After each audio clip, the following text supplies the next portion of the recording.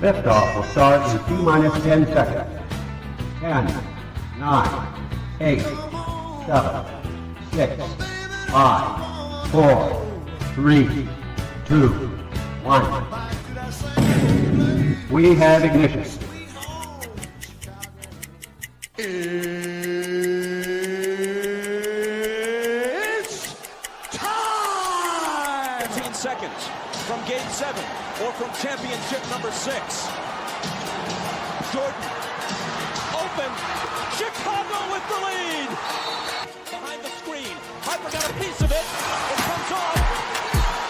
The Chicago Bulls have won their 6th NBA championship.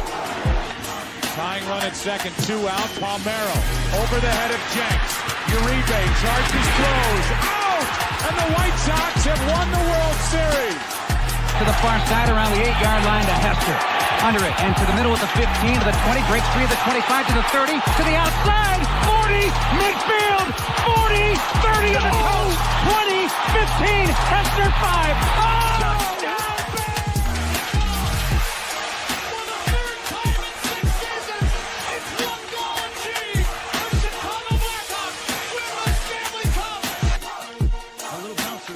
Toward Bryant. He will glove it through to Rizzo.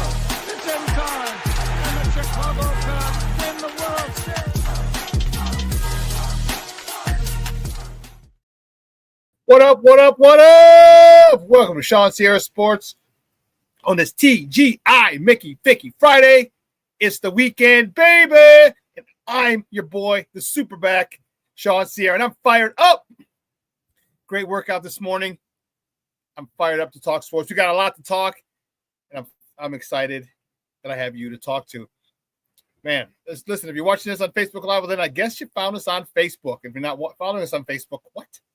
Go to Facebook, type in Sports Zone Chicago, click the like button, and now you're following Sports Zone Chicago. Simple. Watching this on our YouTube channel, excellent.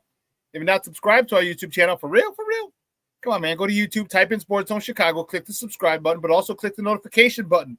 That's the little bell next to it, and that'll let you know anytime a show from Sports Zone Chicago is going live. Get it? Got it? Good. Now,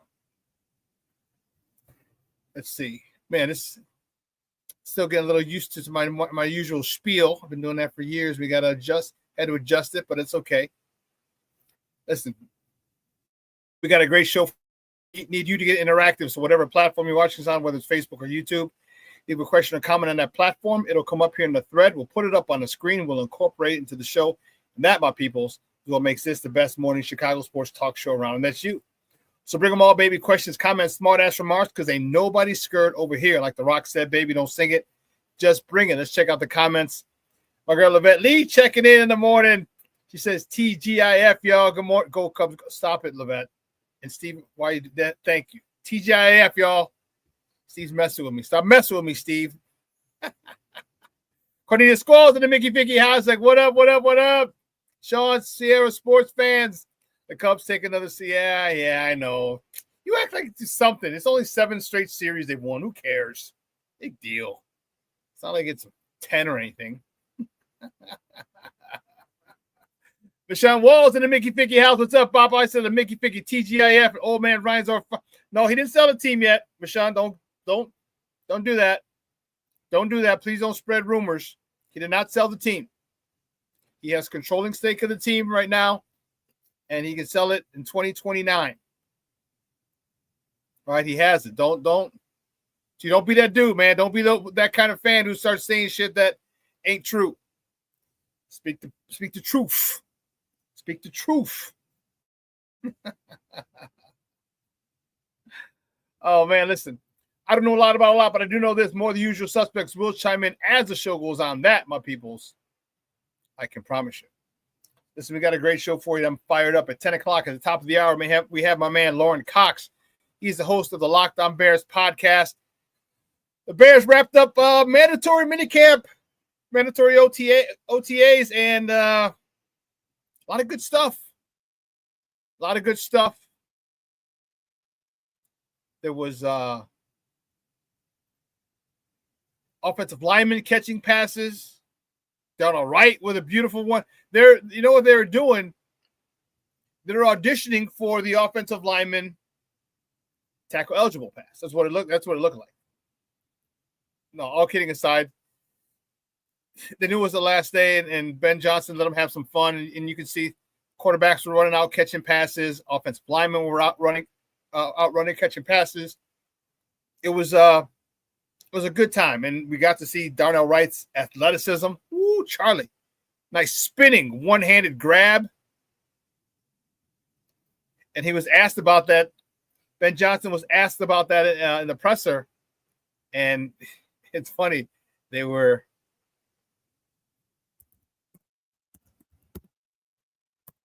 asked about it in the presser, and he's like, "Oh yeah, I saw it.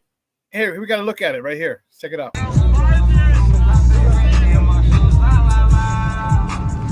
Oh!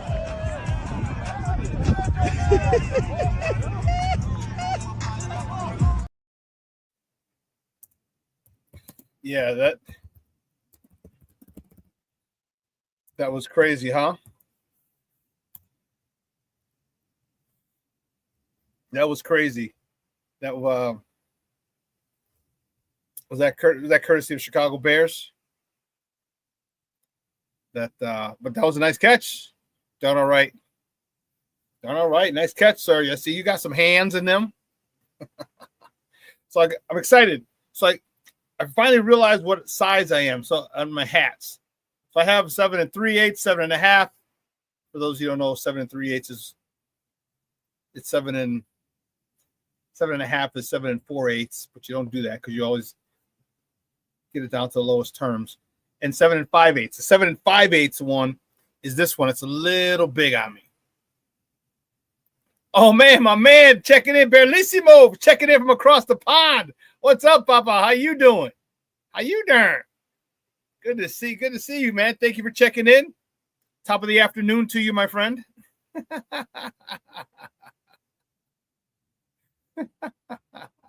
Cornelius Squalls, you ain't lying, dog. Darnell's running for the third tight end spot when they go 13 personnel. 13 personnel. Hell yeah. And that's, hey, listen, you know me. You know. Remember, when I asked Eberflus a couple years ago, do you ever do something crazy like put a lineman in the backfield, have him eligible? And what did they do the next week? Reported a lineman eligible. Thank you very much. People in the press box even looked at me like, "Oh, good job, Shawn." I'm like, "Yeah." Oh, damn, what's wrong, Bellissimo? Oh no. Damn, bro. Sorry to hear. But that's what I asked Eberflus, they did that. It's what I want. I want big 300-pound guys with a head start in short yardage situations. That's what I want. Leave the end man on the line of scrimmage. Okay? Everybody block down. Tight end block down. Defensive end comes across the line of scrimmage. Done all right. Or another offensive line. I don't care. With a head start, just wallops them.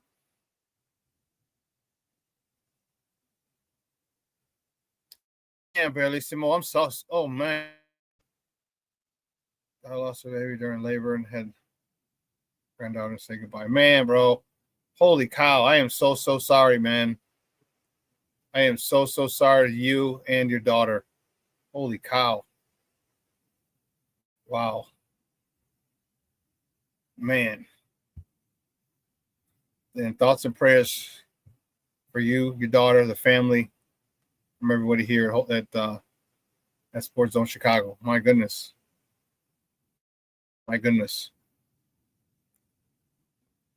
Man, that's a tough one to follow. We got Bears to talk. We have baseball to talk. Both teams. And the Sox did something, and this is what I said. This is what I've said in the beginning. This is why you got to listen to people like me. What did I say? The Sox aren't talented enough to go toe-to-toe with people yet. They got youngsters that are talented, but you're still being able to be fooled by pitchers. So what do you got to do? You got to learn how to manufacture runs. You got to learn how to manufacture runs. And the Sox did that yesterday. Twice they bunted. Beautiful. Runners on first and second. In the 10th, if I'm not mistaken. No, it was, in the 10th. You bunted right at the third baseman. Had to go to first.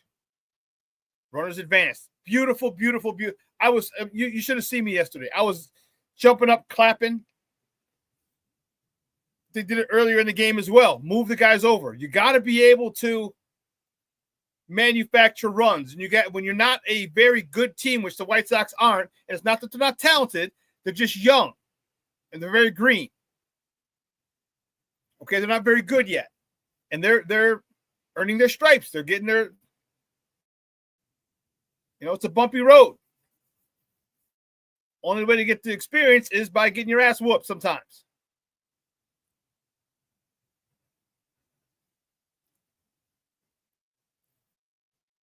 So, Mondo, huh? We're talking about, no one cares about that thing. No one cares about that. No one cares. You guys are all excited because you get to see Javi again. Like, oh, Javi, we love you.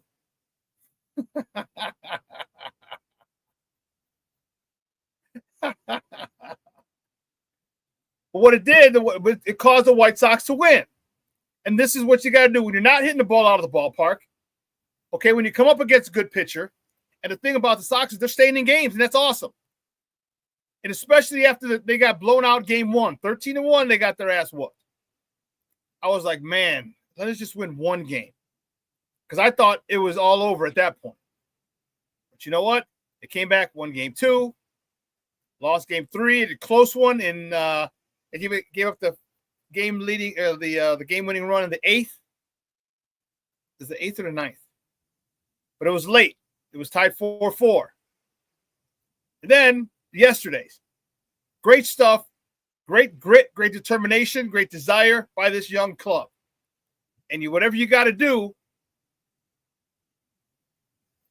I like that.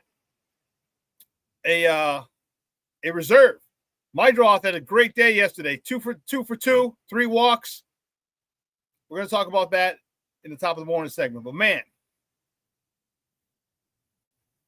Shawn, I agree with you, Papa. Credit the Sox manager for the team. That was a smart guy. I don't remember what he came up with this saying that was really, really, really poignant, to the point, and very, very astute. He said, coaching matters. Coaching matters. And you see it. You're seeing it with the White Sox. You're seeing it. And trust me, we're not vying for the division. We're vying to stop, just not to lose 99 games or less. That's what we're vying for.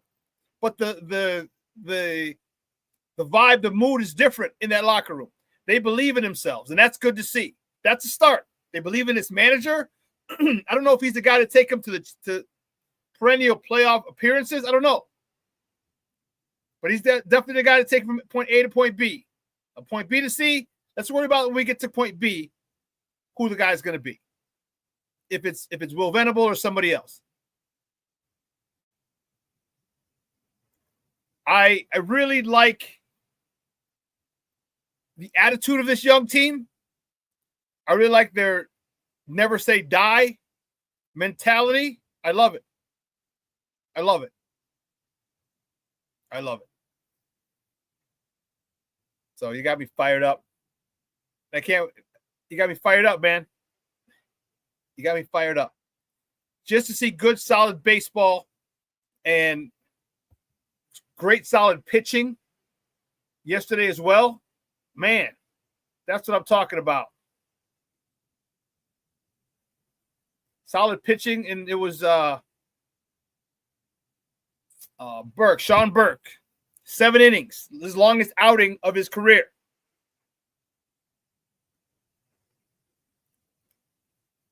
Longest outing of his young career stuff. All right. We are in our 5th, 6th freaking rebuild. Seems like it. Seems like it. But it looks like we got the right manager for this group of young men. And I'm happy for it. We'll talk about the Cubs a little bit. Cubs are doing a damn thing, man. The 7th straight series win.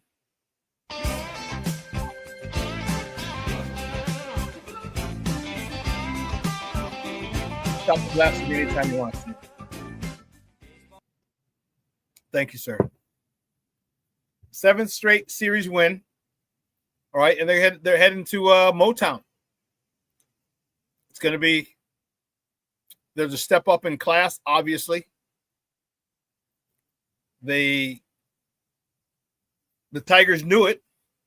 They held back their Cy Young Award-winning pitcher so he can face the Cubs. So it's going to be a good matchup. A nice little weekend set. Can the Cubs win it? I don't know. Shawn, I agree with you completely. That song is nerve-wracking. You know why? Just too many Chad and Beckys singing it every time they play it. They pan to the crowd. You see Chad and Becky. Chad and Becky from Iowa. Chad and Becky from Utah, who live here now. Trevor from Michigan, who came down, who's not a Tiger fan, but now he's a Cub fan because he loves Wrigleyville. He loves Wrigleyville in June.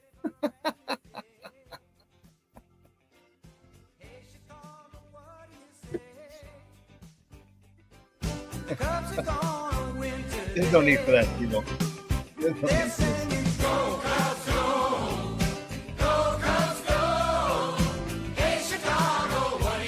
Oh, man.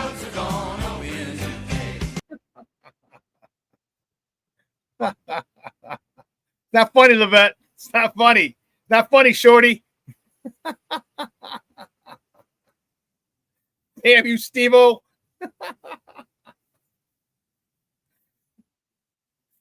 But to tell you, the Cubs are doing well, man. Oh goodness gracious. Great balls of fire. What do you pull this shit out of your ass, dude? Look at this. It's crazy. You've never had this before. But I'll tell you what, the Cubs are doing well. And here's the thing I like from a clinical point of view as an analyst. I love the fact that they're doing it without their top 2 pitchers. However, I think they are going to be in the trade market toward a deadline, closer to the deadline, to get a pitcher. Now, what they got to give up, that's the question. That is the question. If you want it's all going to be contingent on what number in the rotation type of pitcher. Is it a top of the rotation pitcher? Is it a middle of the rotation pitcher? Is it a back end of the rotation pitcher? That's going to determine how much the Cubs got to give up. I mean, if you want a top of the rotation pitcher, you're going to have to come up off of some assets. Maybe some of the youngsters playing now and some prospects. Middle of the rotation and back of the rotation, probably just prospects.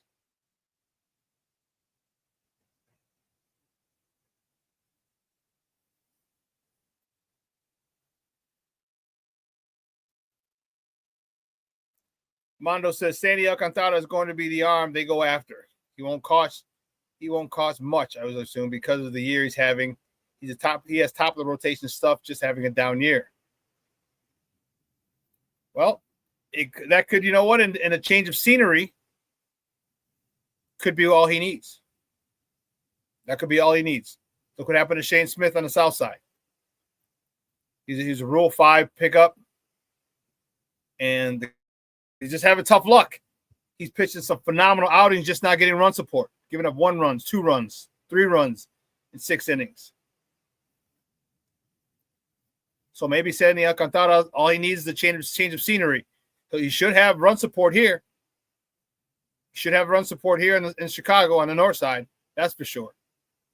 So he has some flexibility where he can go after hitters. And if someone tags him and touches him up, it's okay because he knows that he's got some run support. But it's going to be a good series. We'll talk a little bit about it. Here's what we're going to do. We're going to take a quick break. All right. On the other side of the break, we are going to get to top of the morning topics. I promise. For real. All right. So don't go anywhere, folks. Keep it locked right here. Shawn and Maya. I'm sorry. I keep saying that. It's been crazy. Shawn, Sierra Sports on Sports Zone Chicago.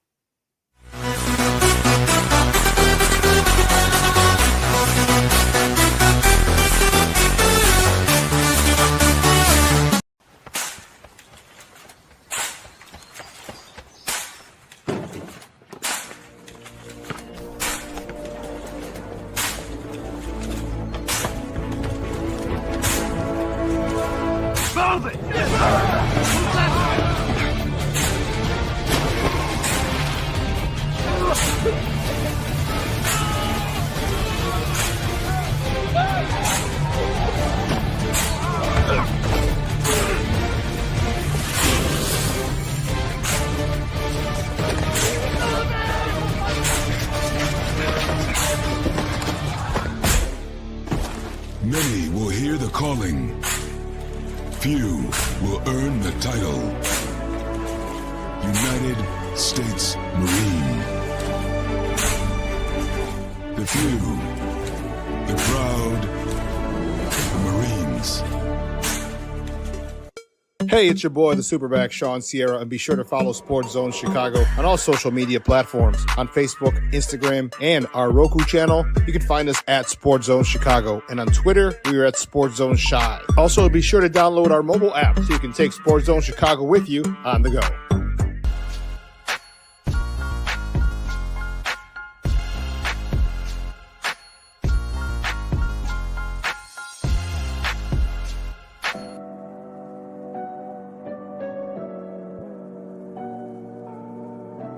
How do you take care of your mind health? For my mental health, I meditate in the mornings. I have my dogs. They're the best. I just find ways that help me just relax. Finding things that make me happy, like being close to my family. I meditate a lot and read books. I have hobbies outside of the game. I'm able to switch off. I'm able to turn my brain off from the game of basketball. Your mind health matters. Your mind health matters. We are looking for a few heroes, mentors, trailblazers, innovators, a passion to change lives, spark curiosity, open hearts, and awaken minds, help students answer the question, who am I? This could be your calling, but this is no job. It's the journey of a lifetime. Be a hero. Be a teacher. Mental health and learning disorders don't discriminate. 17 million children and adolescents in the United States live with disorders like anxiety, depression, ADHD, and dyslexia. Less than half get the help they need to thrive. Help the Child Mind Institute change these children's lives. Visit childmind.org.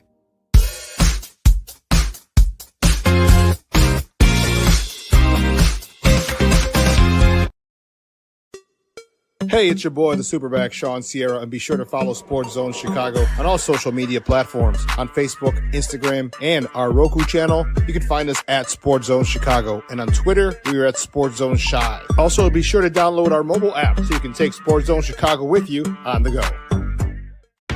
Here's Pete Crow Armstrong. Pete out to center. Robert Hassel Jr. back at the track, at the wall. It's gone! Dead center.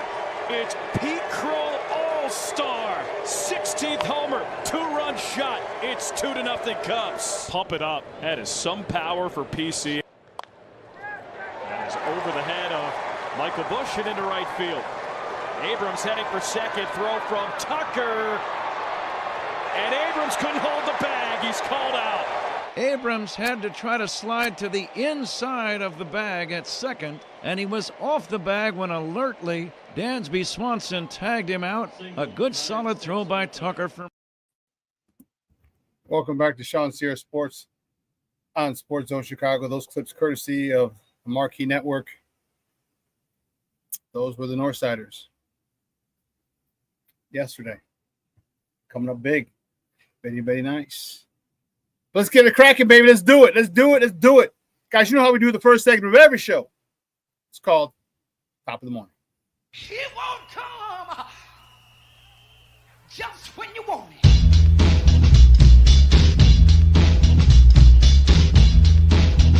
Top of the morning to you. Top of the morning to you. First top of the morning topic. Which way do I go? Which way do I go? Which way do I go? The good guys. That's what I'm talking about, baby. The good guys from the South Side. They beat the Tigers 3-2 yesterday in 10 innings. Split the series, 2 games apiece. I like it. Burke. He didn't get the start. He had an opener. Oh, I'm sorry. That was the other day. He put in 7 innings. Let me go off for this. 7 innings. 7 hits, 2 earned runs, 1 free pass, 5 punch outs. Chase Mydroth, the guy that Mondo was talking about, man, he had a day. He was 2 for 2 with 3 walks. He was on base 5 times yesterday. All right. An RBI, his of the season. Tim Oko, the guy who had game-winning hit. He was 1 for 5, driving in his 6th RBI of the season. Mike and Talkman, he had his 9th RBI of the season. Now the White Sox staying with the good guys, the White Sox. They welcome the Kansas City Royals to Rate Field for a weekend set. First pitch tonight is at 6:40 p.m. Central. You can catch that game on Chicago Sports Network or listen to it on their flagship station, ESPN 1000. Tonight is Mexican Heritage Night, so they're passing out some jerseys. They just did the same thing recently up at Wrigley Field, had a Mexican Heritage Night, so it's going to be a good time. It's going to be one heck of a time. Buddy of mine has a tailgate, all-you-can-eat tacos, woo-wee, DJ, house music DJs. Oh, yeah, baby, it's on and popping. And the gates open at 3:30. Oh, yeah. If I happen to go live a little bit. Oh, man, tonight. So the probables for tonight's game for Kansas City, Seth Lugo's on a bump. He's 3-5 with a 3.45 ERA going up against Davis Martin. For the good guys, he's 2-6 with a 3.67 ERA. Omar, no, it's not. I have toilet paper. I'm good. I will be wearing this tonight, baby. I will be wearing this today, that's for sure. I'm actually going to go get my hat. I could wear this one because it's red, but I'm going to go get the new hat right after I pick up the warden. I'm going to pick her up, go to the mall, I think I'm going to grab the black hat with the red bill. I think I'm going to do that. I think we're going to rock that one today. So I'm fired up. Moving on to the next top of the morning topics, the Cubs. Man, the Cubs, they beat the Washington Nationals, the Nats 7-1. Woo-wee. Colin Ray got the victory. He's 4-2. He went 5 1/3, 5 hits, 1 free pass. Ian Happ, 3 for 6 on the night with a double, his 13th. Homer, his 4th. 4 RBIs. His 21st, 2nd, 3rd, 4th. I'm sorry, 22nd, 3rd, 4th, and 5th RBI of the season. The catcher, McGuire's 2 for 5 with an RBI, his 3rd of the season. And PCA, Pete Crow Armstrong, 1 for 5 with a homer, his of the season, driving in his 52nd and 53rd runs of the year. The Cubs travel to Motown. Next top of the morning topic, they travel to Motown to face the best team in baseball, the Detroit Tigers. Sorry. First pitch tonight is at 6:10 p.m. Central Time. You can only catch that game on Apple TV Plus. No Marquee Network, Cub fans. Sorry. But you can listen to it locally on their flagship station, 670 a.m. All right, the probables for tonight's game for the Cubs to be determined. I think they might have made the name. I didn't hear if they named the starter for tonight. But by the time we went on the show, I hadn't heard. Anyway, going up against Tariq Skubal for Detroit. He's 5-2 with a 2.26 ERA. Now, the next time I want to talk about, this is a good one. Man, the White Sox have announced they've entered a long-term agreement with billionaire Justin Ishbia. Okay? He is the billionaire. He's a billionaire, baby. Him and his brother own the Phoenix Suns. They own the Phoenix Mercury. And so, thank you, Mondo. Ben Brown pitching for the Cubs tonight. Okay. So what this looks like, it's a succession plan. Okay. Jerry, he's partnering with Ishbia. Ishbia is going to infuse a whole bunch of capital into this team. Watching John Greenberg last night, he was saying he's for some reason he had $200 million in debt as the White Sox that they owe. He says it's not accurate, but that was a number he'd heard a while back, and so he just kind of stood with it. A lot of it, something had to do with COVID. They lost money there. But anyway, he's going to infuse capital into the White Sox. And then, let's get this straight. We have a controlling interest,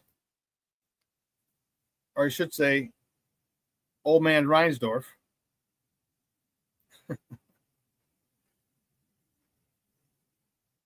So here's a press release from yesterday. Jerry Reinsdorf, this is from the White Sox. Jerry Reinsdorf and Justin Ishbia have reached a long-term agreement that establishes a framework for Ishbia to obtain a future controlling interest in the White Sox after the 2034 season. Having the incredible opportunity to own the Chicago White Sox and be a part of Major League Baseball for nearly 50 years has been a life-changing experience. I have always expressed my intent to operate the White Sox as long as I am able and remain committed to returning this franchise to the level of on-field success we all expect and desire. That was from Jerry Reinsdorf. So, the latest would be 9 years, but it could happen sooner. And when we all know it, it'll probably happen in 9 years.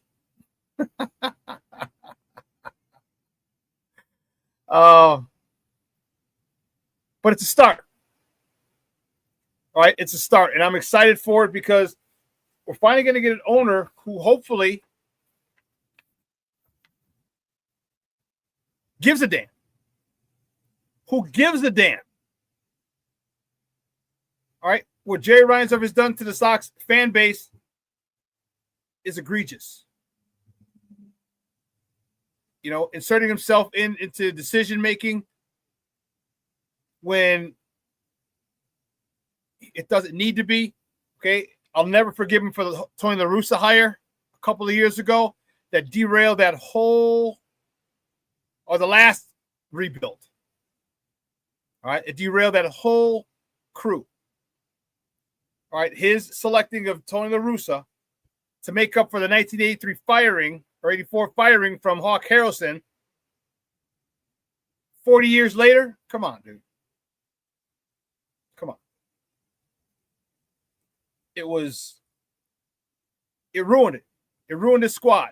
The refusal to hire the manager that we all knew would take that team to playoff berths and Ozzie Guillen because of the general manager wants to be the golden child.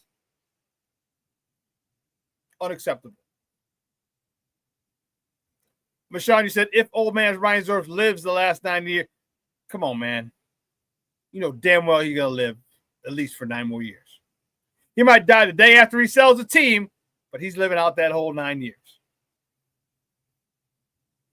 Or at least that's what I'm preparing myself for. I'm preparing myself for that because, but hopefully he'll have more say in the matter. All right. Hopefully he has more say, which is awesome. And I'm talking about Ishbia. He has Reinsdorf has the option to sell the controlling interest to Ishbia anytime between 2029 and 2033. After the 2034 season, Ishbia will have the option to acquire the controlling interest. So from 29 to 23, Reinsdorf can let it go at any time. And after the 24 season, then the option falls on the shoulders of Ishbia. Do I want it? Does he want it or not? So that's how it's going to roll. He's 89, and I'm talking about Jerry Reinsdorf, and I hope he realizes, hey, man, I'm just tired of it. He's like a lot of old people. It's stubborn. He built this. He bought the team for what? I can't remember what he said, but the Sox are worth about $2 billion. $2 billion. As I said, I think for how much the purchase price was for the White Sox. I'll get that info for you in a second. There goes the warden.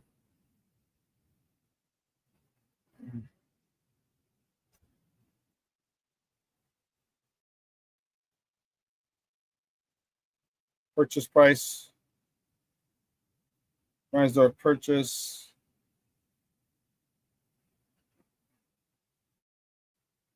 The Sox.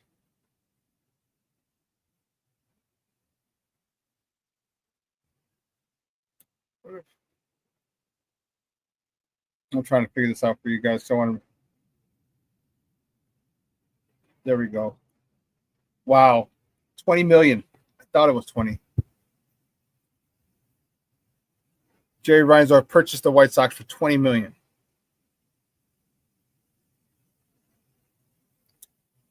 Whew. And now it's $2 billion. $2 billion.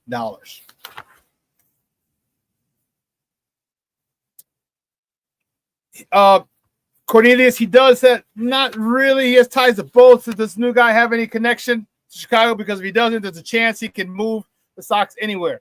Well, he's got a financial. I think he has a company here. He's building a huge, according to, I was listening to WGN Sports yesterday. According to them, he's building a huge estate up in the North Shore. Sorry, Steve, I didn't see you. Oh, funny. So he's building a new estate up in the North Shore, and I don't think he's going to move. I mean, he went to Vanderbilt Law School. He's on the board there in Nashville. So it seems like it, but he's building a brand new house up in the North Shore. I don't think he's going to, I mean, might, but we'll see. Good question, buddy. Good question. The next top of the morning topic, which way do we go? The Bears. The Bears wrapped up minicamp yesterday up at Hallis Hall. Mandatory minicamp. A lot of good things come out of it. Ben Johnson talked about it, and there was one thing that he said. One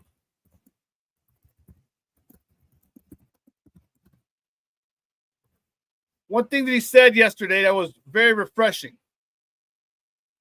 One of the reporters asked him, I think it was Courtney Cronin. Don't quote me. Or don't go and tell her he's talking shit about you, because then I'll have to deal with another little response from her. Sorry.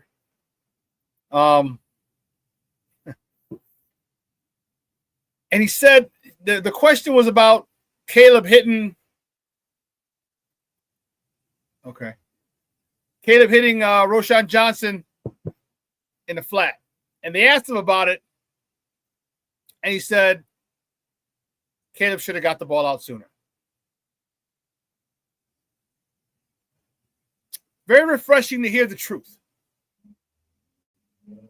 Okay? Very refreshing because he could have covered for him, said, no, there really was nothing open, and that was a good throw, and blah, blah, blah, blah, blah. But he said no. He should have got the ball out sooner. Somebody else. So this is the type of upfront conversation and honesty that this guy Ben Johnson is going to have. And this is what you need. This is what players want. It's okay. Football, we're a different breed. We can take harsh criticism. We much rather have it. We don't want any games. We don't want any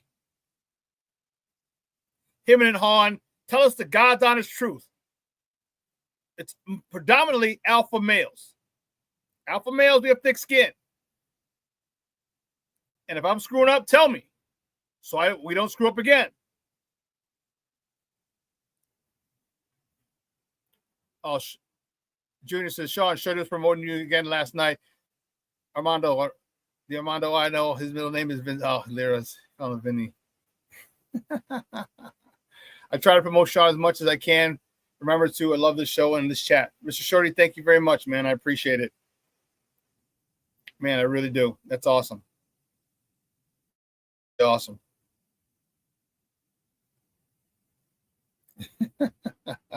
King Booker World checking in, said my coach was 2 Bieniemys and a half of Ozzy. So he went in.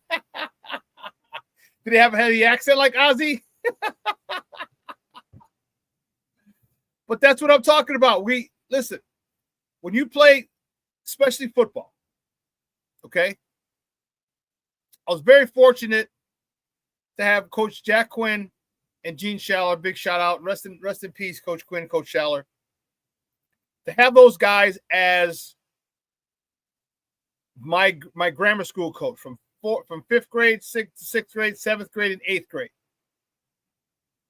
Okay? You're very fortunate.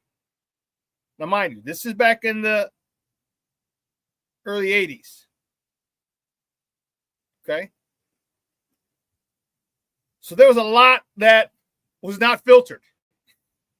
A lot. And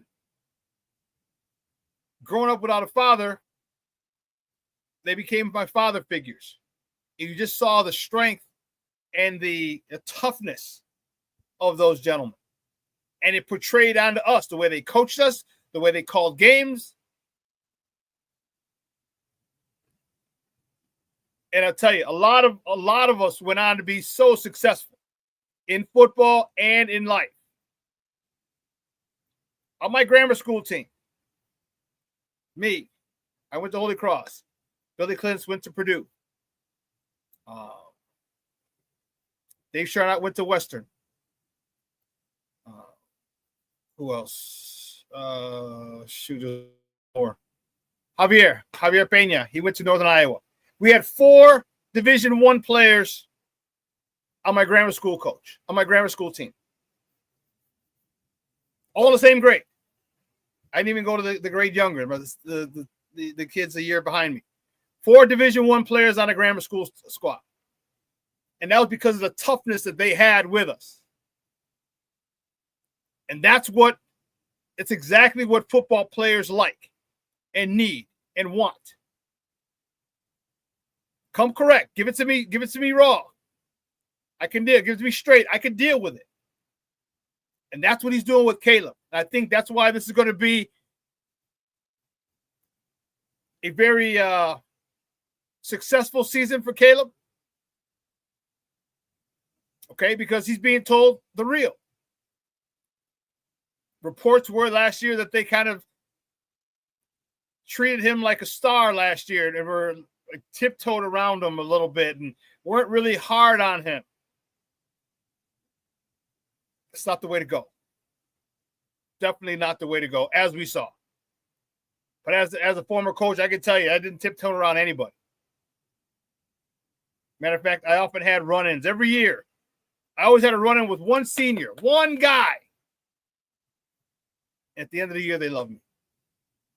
Because I wasn't changing my stance. I wasn't changing my personality because football should be coached a certain way because it's not about you. It's about the other 10 guys on the field with you and the other 30, 40, 50 guys, whatever you have on that squad. One person can ruin an entire play. 10 people can do their jobs correctly, and one person lollygags, Tyreek Stevenson, and the play is done. And athletes, especially good athletes, great athletes, want to be coached hard.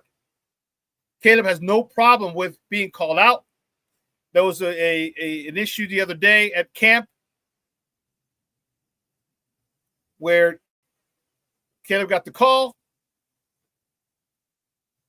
didn't really understand it, came out of the huddle, looked at Ben Johnson. Ben Johnson looked at the watch, basically said, "It's past 20 seconds. I can't communicate with you."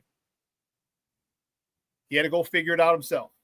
Crazy what happens when you allow athletes or young people to make them figure shit out for themselves. Crazy thing. You know what happens?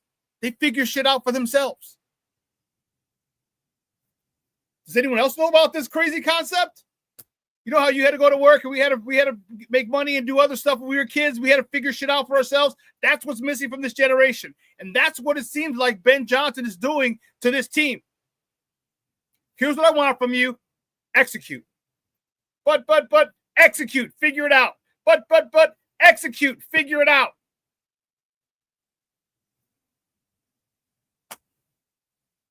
I love it.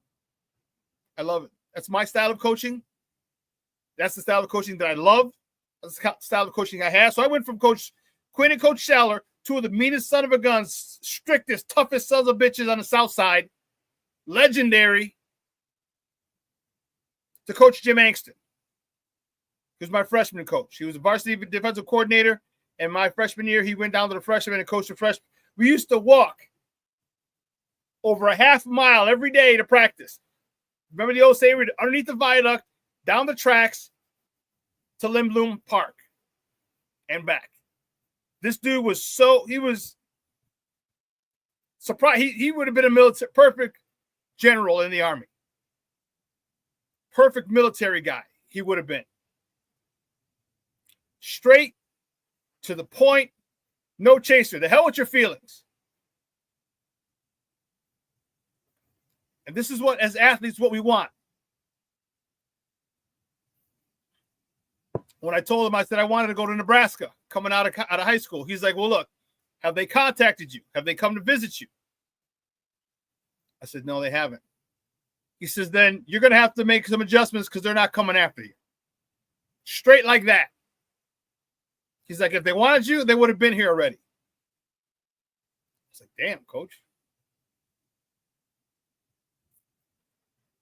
So what Ben Johnson is doing is something that I really, really, really like. He's giving Caleb he's forcing Caleb to figure shit out.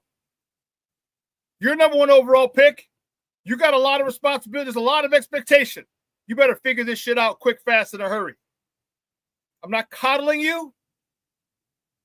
I have expectations for you that you need to live up to. Figure it out. And guess what? Caleb's responding. Oh my God, crazy. You force a stud athlete to figure it out, and he's figuring it out. Unreal. Unreal. But I love it. I really, really, really love what's happening up there. We'll talk more in a little bit with my man, Lauren Cox, on the other side of the break. Next top of the morning topic, the Sky. They host the Indiana night at the United Center. Steve, you got that picture? It says 84 and 25.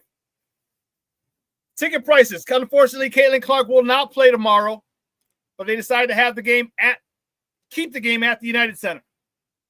So the ticket prices for that game have bottomed out. So I don't even know how many people are going to go to that game. Ticket prices were going about $85. $85 was the average ticket price before Caitlin's injury. After Caitlin's injury is $25. interest is gone. But they kept it at the United Center good because most of those tickets are sold anyway. So whether you go or not, the Sky got their money, which is dope. Which is dope.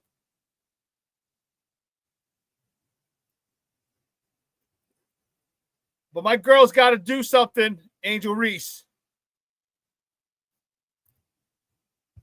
My girl's got to do something. She's got to really step it up.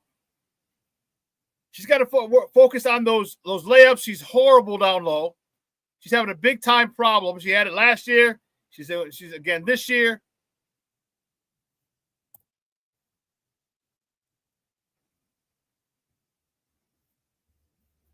She's gotten better. I've seen improvement. I've seen footwork improve. Now I just got to work on those damn layups. I just got to work on them damn layups.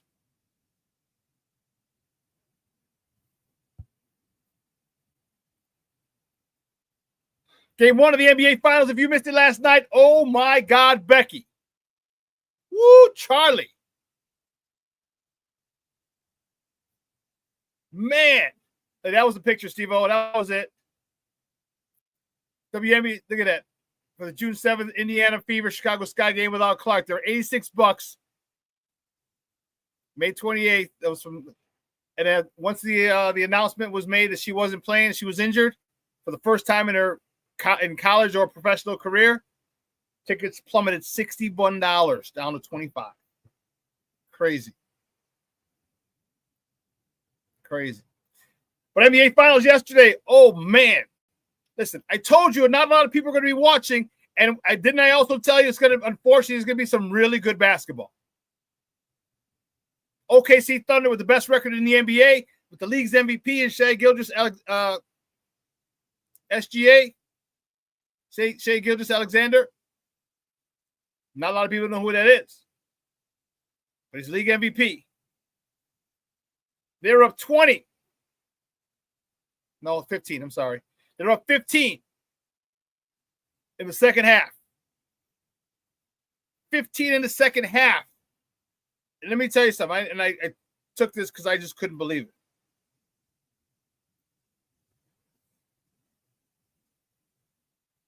Steve-O, here, do me a favor.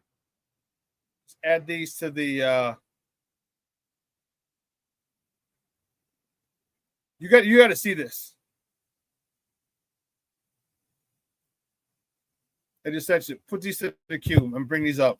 Dude, it is crazy. Crazy how that game ended.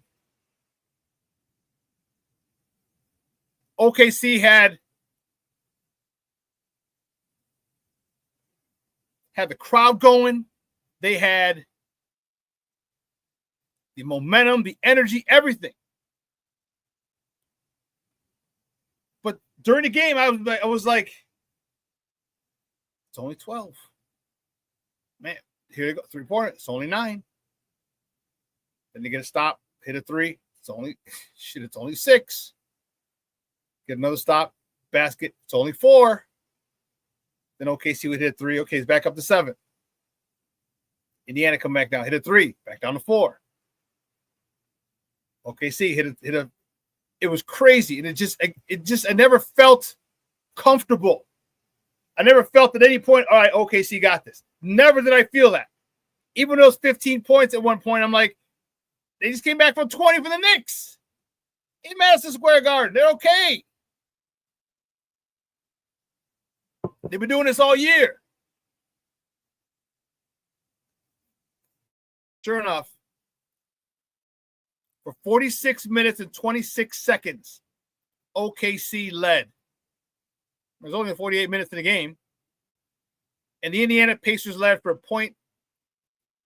actually 0.3 seconds, 0.03 seconds. Because you have 0.03 seconds left on the clock. That's how long they led. Crazy. And look at this. There's another one. With teams trailing by 9 points in the final, was it 5 minutes of an NBA Finals game since 1971? They were 0-1-8. until yesterday. Listen, they don't play. They don't get scared. They ain't scared. They ain't nervous.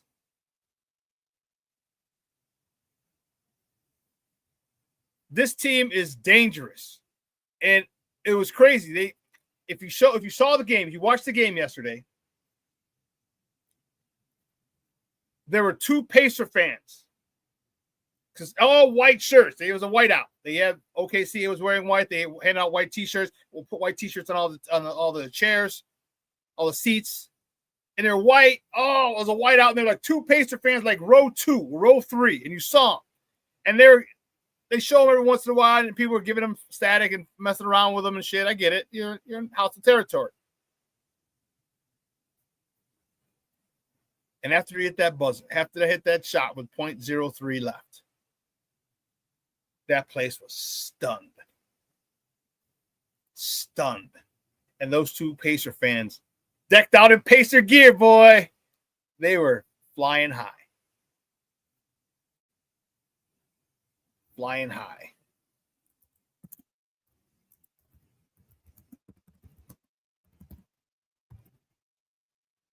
Crazy, crazy, crazy, crazy. Listen, excellent. We're going to take a quick break. On the other side of the break, we're going to welcome my man from the Lockdown Bears podcast, Lauren Cox. We're going to talk to him about this mandatory mini camp that just concluded. So I'm fired up, man. I'm really, really fired up. I'm fired up. Coach Ben Johnson, this may be your first coaching gig, but you've learned a lot from some pretty good coaches that you've been under. So keep it locked right here, folks. Lauren Cox on the other side of the break, right here on Shawn Sierra Sports on Sports Zone Chicago.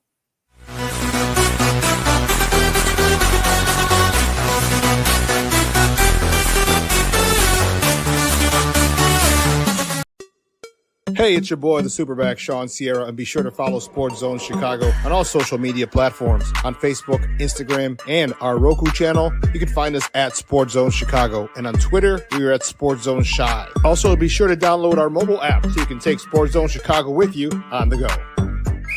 Time out. How are you feeling right now? Happy? Excited? Angry? Overwhelmed? One of the best things you can do for your mind health is to name what you're feeling. It can sharpen your awareness and help you talk about your feelings with someone you trust. Here are 3 questions to ask yourself. Where are your thoughts right now? In the past, the present, the future? Do you notice any sensations in your body? Is your heart beating fast? Is there a flutter in your stomach? Or are you fully relaxed? What do you need right now? Time with others? Time to yourself?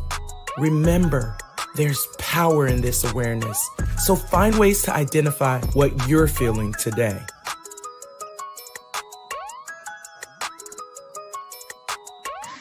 Hi, guys. Hey. Hi, Megan. Hey, Jessica. Megan, you're a tramp. Ryan Fitch told me you guys made out. Everybody knows. He said your breath smells like garbage. And he almost puked. He says you're the most desperate girl he knows, besides your mom. How many boyfriends does she have anyway? Lots? Your makeup makes you look like a clown. That zit is huge, zit face.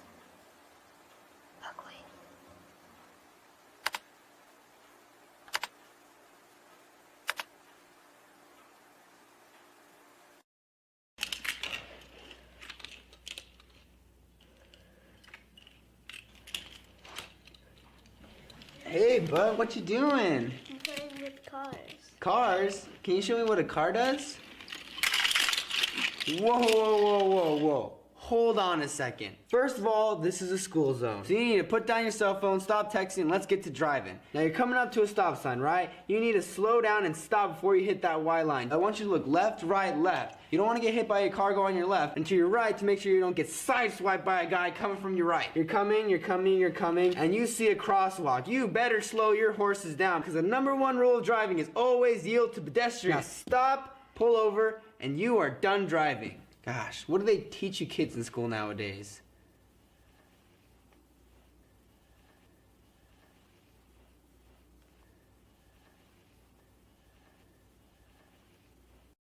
In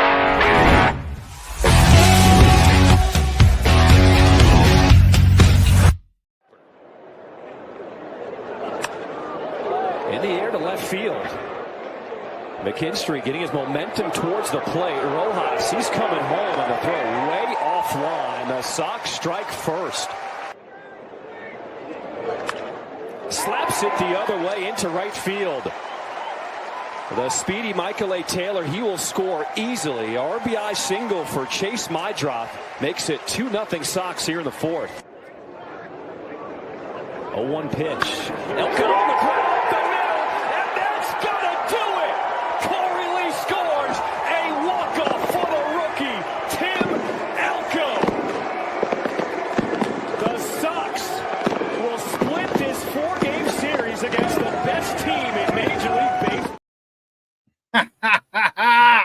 Welcome back to Shawn Sierra Sports on Sports Zone Chicago. That could courtesy of Chicago Sports Network.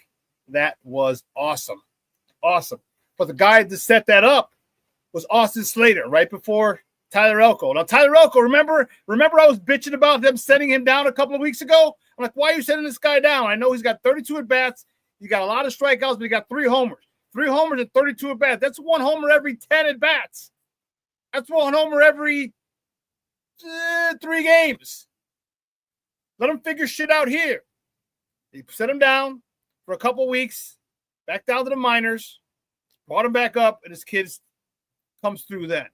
But did I say Tyler? I keep wanting Tim Elko. I thought I said Tim, but my bad if I didn't. Tim Elko. But the guy who set it up was Austin Slater, the guy before him, who set the bunt. Remember, guys in first and second, he bunted right to the third baseman. Guys got over. Beautiful, beautiful, beautiful setup. And that's what they're going to have to do. Not all the time, but in these close games. And the Sox are playing a lot of close games. They're playing a lot of close games. And they're losing by 1 run or 2 runs. Okay? And if you can do this on a consistent basis, you're gonna win a lot more of those 1-run games that you probably would have lost. So, but anyway, my guest today, I'm excited to have him on. He's from the Lockdown Podcast. He's a good friend of the program. You can find him on Twitter or X at Cox Sports One. That's like Fox Sports One, but with a C. Guys, just welcome back to Shawn Sierra Sports. My man Lauren Cox. Lauren, what's up, Papa? How are you? Hey, doing well. Thanks for having me back on. Good to talk, man. Good to talk. I was really bummed about that Billy Joel thing, dude. Really bummed. Yeah, I mean that's rough, but I wishing the best for him to recover quickly. Yeah, I know. When I saw it, I'm like, dude, woof. But that's another conversation. I was going to see Billy Joel, for those of you guys up in Milwaukee in April, and he canceled some concerts because of a health issue. So, and Lauren was going to be at the concert as well. So, but yeah, so they got postponed and then canceled. So, but thoughts and prayers out to him and his family while he recovers. So, but anyway, Bears just got done with mandatory OTAs, man. How did you feel about this? Ben, a lot of the players it was reported that he was getting on people's asses. He yelled at Cole Kmet. He stopped the drill, and yelled at Cole Kmet because he lined up wrong. He yelled at Caleb because he for something he did wrong. How are you feeling about Ben Johnson as a coach getting on everyone's ass equally, I should say?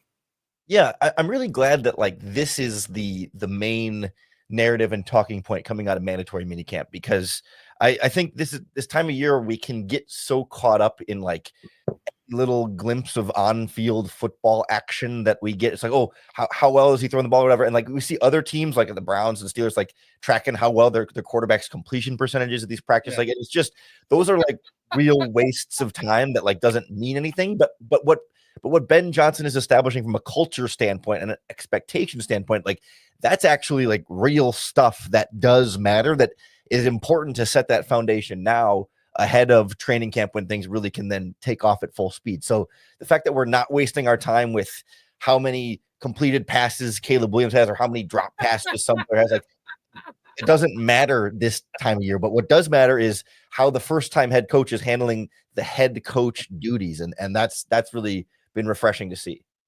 Yeah, they're putting flyers up like Bleacher Report and all these guys. Shooter Williams was 7 for 10 for 112 yards and a touchdown in OTAs. It's just stupid. Like and people eat that up, and I feel like we've done that. Not you and I, but like I feel like around the Bears, we've done that in the past. Whenever there's a quarterback competition or controversy, when it was Mike Glennon or whatever, when Trubisky was competing with people, even the end of Justin Fields, like people are paying attention to how well they're throwing at 3 practices in the middle of June. It's like it's not important right now. That's not what. It doesn't measure anything. They're not even in pads. Like it's stupid. Oh my God, I know. When you see people doing that, I just shake my head and I'm like, this is ridiculous. And people do eat that shit up, and that's the crazy part. They eat it up. Like you got to get in the pad. Like you said, they're not even in pads. We don't even know who the starters are yet, right? Because I told a quick story. When I was coaching at Bogan, and we went to Evergreen Park for a scrimmage. All right, so we started off with one-on-one skill position, one-on-one wide receivers, running back, wide receivers, DBs, running backs, linebackers, and stuff. Basically, just passing shit, and we were destroying them. And our kids are talking shit. They're getting excited. And I'm like, hey, relax. We're still going inside a little bit. All right, we're going inside drill a little bit. Man, we went 7 on. We went inside drill and 11 on 11. They would knock the dog snot out of us, dude. They knocked the dog snot out of us. I was like, oh, you hooting and hollering now. I said, I told you, relax, keep it chill. I know you're excited, but you took it a little too far. And that's exactly what I think people take it too far. They're learning a new offense, the new system, new schemes, more chemistry has to be built. And I know we want to see Caleb. We never want to see the ball hit the ground at all. I get it. We don't need to track it. He's 78% from practice yesterday. Like, come on, dude. You're killing me. But they got some guys back. All right. Andrew Billings was back, which I'm happy to see. Your thoughts on what he can be in this defensive line now that we got Grady Jarrett. We have a more mature and a more bulked up Javon Dexter, right? With Shamar Turner. Give me your thoughts on that defensive line going into this year. Yeah, I certainly have some concerns about the depth on the edge there behind Montez Sweat and Dio Dengbo, but I think on the interior, they have a nice mixture here that's going to help, especially the older veteran guys in there, stay a bit more fresh. We've seen Andrew Billings before he got hurt last season and certainly the year before that. Like he's playing a lot of snaps for a nose tackle. They were really running him quite a bit. I mean, it's not crazy, but it's like, he's playing 500-600 snaps a season. And like, it's a lot for a 315-pound big man on the interior.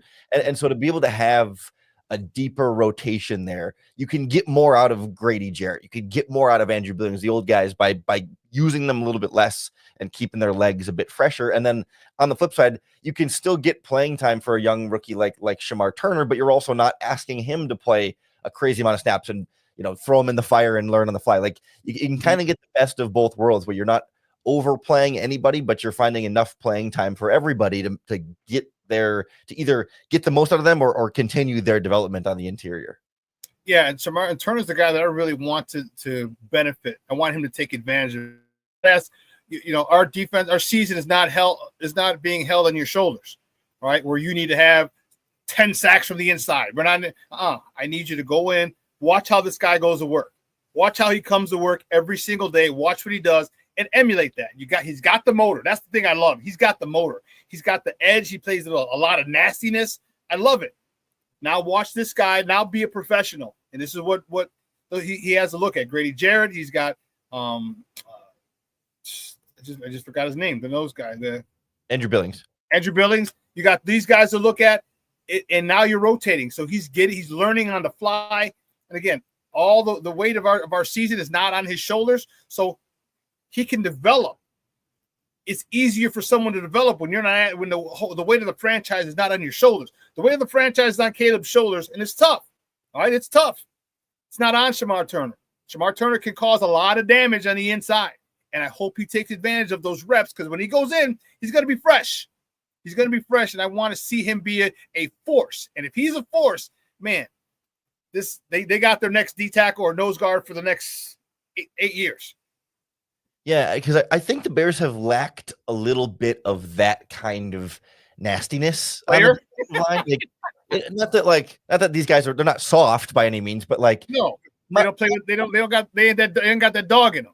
Exactly. Like Montez Sweat's like he's a good guy, but like when you hear him talk, he's kind of he's a little bit more low key, a little more Jervon Dexter, a little bit more low key, Zach Pickens, So like to have Grady Jarrett and Shamar Turner come in and be like, hey, let's turn this up a little bit and let's get mean and nasty. And then, hey, also, you don't even have to be as tired. Like I can imagine it's hard to be that dialed up for if you're having to play 80-90% of the snaps in the game. But if you can be that much fresher, then you're itching to get back on the field. It's like, no, when's my next turn? Instead of not that you take for granted your playing time when you're not rotating, but like you appreciate it even more to be like, I got to get back out there. And when I'm out there, I better sure as hell take advantage of it, because I know that my opportunities are limited. So I got to make the most of them.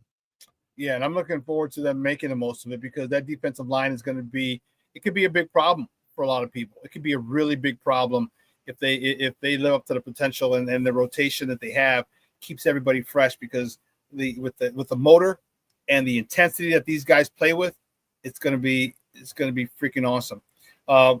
Ben Johnson named a couple of people yesterday. He named 4 people, and somebody asked him, some names of people who stood out. One was Hippolyte. I keep trying not to say electrolyte, but he was one of the guys that he said he impressed. Your thoughts on that guy? Because that dude, what do you run, like a 4.3, 4.4?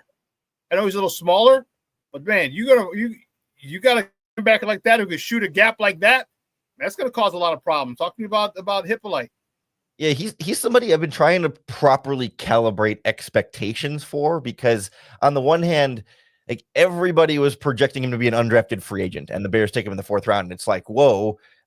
So do I look at him like an undrafted free agent stepping into this role, or do I look at him as like almost a top 100 draft pick, just outside of the top 100 draft pick coming in this role? Because the Bears see him that way, but it seemed like everybody on the outside, at least, didn't see him quite that same way. And so it's tricky to be like, he's a little bit undersized and he's fast, but like he's got some work to do here. So do I expect him to come in and be, this standout day one starter? Not necessarily, but maybe I underrate him too much just based on sort of the pre-draft evaluation there. But I do think he's got the kind of speed to stand out now in practice, when maybe he's still kind of learning and still trying to figure out, his exact role and trying to read and react. And if he's maybe a step slow mentally at this stage, just trying to process everything, he can make up for that step slow with his actual physical speed. And then once the understanding of the scheme and the terminology and what everyone's roles are around him like catches up, then he can be the right speed mentally, and then the great speed physically to really be, that explosive, dynamic player that can step into that role. And I kind of like him stepping into that Sam role, that third starting linebacker in base defense, to where he's not going to be on the field every single down. I wouldn't necessarily want a rookie 4th round pick playing either TJ Edwards or Tremaine Edmonds' role right away his rookie season, but like it's just the right amount of playing time for him to get his feet wet and be on the field, but then still be able to be a core special teams player without you having him asking him to cover guys like, Travis Kelce or Mark Andrews or whatever, one-on-one every single down in those big games. Yeah. And another guy he mentioned is Dominique Robinson, which was a shock to me. Me too. That was a real big shock. Now, again, it is T-shirts, shorts and T-shirts, but he said the way he was looking, he was coming off the ball. So now I got to watch for Dominique Robinson. Your thoughts on Dominique Robinson? Because isn't it like his 3rd year now? Like, damn, dude, you've been here a minute. You bet you got to do something.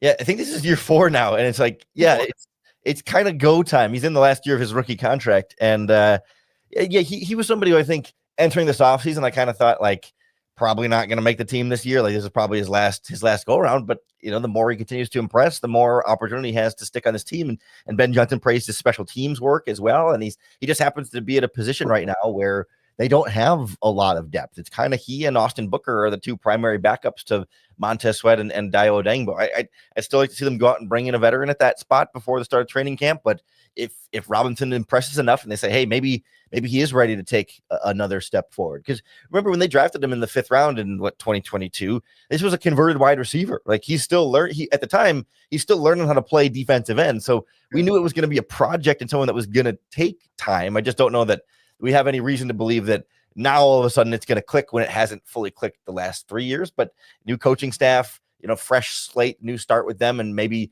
a different way of teaching the position can help. But I also agree with you that we know he's an athletic freak, so he should stand out when the pads are on. But when the left tackles can actually get their hands on him, we got to see, does he have counters, or is he just being faster than everybody else? And that's nice this time of year, but training camp will bring him back down to earth. Switching sides of the ball, Rome Odunze spoke the other day, and he was talking about putting on some mass. He's hitting the weight room.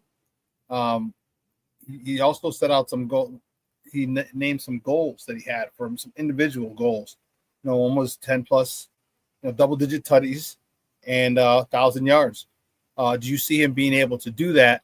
And will that affect DJ Moore, or will that affect DJ Moore, and will that affect Colston Loveland and Cole Kmet, the tight end? Because those Colston Loveland, when he gets back, when he's healthy, he's one hell of an asset, and that we're going to exploit, kind of like the tight end in Detroit. And Cole Kmet has been productive. Unfortunately, last year he had a career year with Justin, or 2 years ago, I should say, with Justin.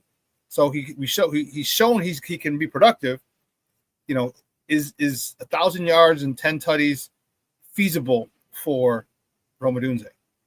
I'm not sure about the touchdowns, but I do think the 1,000 yards is in closer reach than people might think with Odunze. Because if you look back at what he was able to do last season, 54 catches, 734 yards, and he was averaging 13.6 yards per reception. Like if he was just that exact same amount of good, doesn't get any better, but just produces the exact same rate, he only needs about 75 catches to be a 1,000-yard receiver. Like he had 101 targets. Like he only caught about half of the targets. So if the targets that are thrown him this year are more on target, like if he gets the same amount of targets but just more accurate, he with Caleb Williams better and catches 20 more balls, which doesn't seem that out of the question when you take somebody like Keenan Allen out of the mix and Rome's really the true number 2. Like he just has to catch a few more balls and run about the same he ran last year, and he's like already on pace.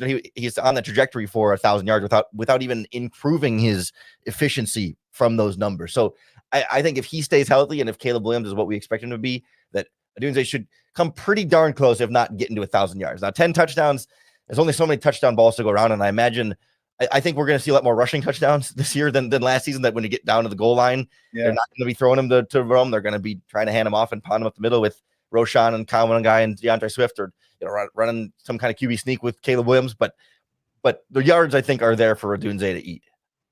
Okay. Caleb Williams, all right.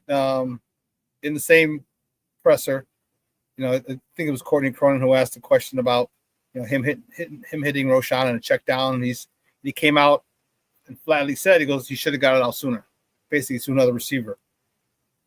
Are you happy with the way that Caleb's being treated by Ben Johnson? And listen, figure some shit out. And that's the one thing that he did at camp yesterday was they were in 11 on 11, and he made the call, and all of a sudden something happened. Caleb or whatever came out and went back, and Ben Johnson looked at the clock and be like, "Hey, I don't have access to you anymore, dude. Figure this shit out." And guess what? He figured it out. Yeah. Do you like that attitude that the way he's coaching Caleb nice and hard?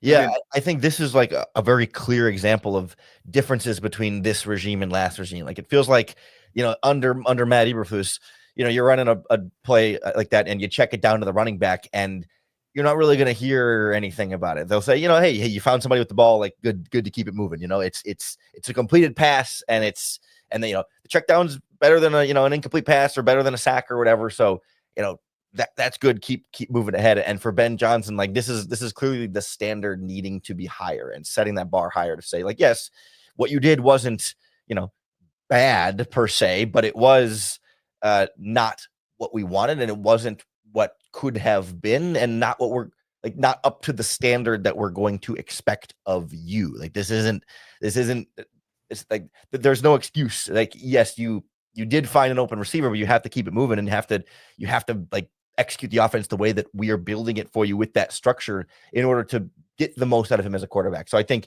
Caleb Williams has been really receptive towards it, and this is what he's been looking for. And I think this is what we've been looking for from a coaching staff as well, to just kind of say that like good enough isn't good enough anymore. Like it has to be great. Like you can't just do the minimum of checking the box. Hey, you completed the check down. That's fine, but do better, and we all want better. And that's how you build this team and grow it in the direction that we want to see them go.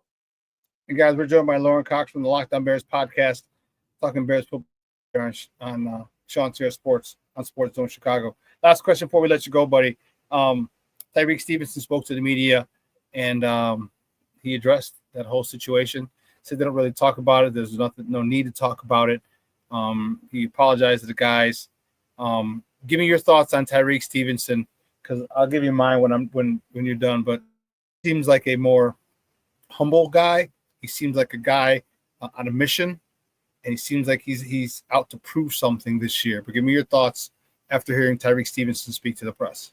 Yeah, I'm right there with you. Like there seemed to be a maturation there a little bit of like between the Hail Mary, obviously, but then also just the, kind of getting benched and in a rotation for a lot of last season, and the coaching staff gets fired and the team's bad. Like I think he's kind of, I think he's grown and learned in a lot of ways there. And I also think coming in with a new coaching staff like this, with just kind of a clean slate for him and for them, is just kind of what's best for everybody here, to be able to put that behind him and say, listen, like he doesn't need to be reminded anymore. Like he gets it. He knows, and he has been punished and has felt that remorse and understands. And I'm sure he sees it on social media and hears it all the time. Damn right he has.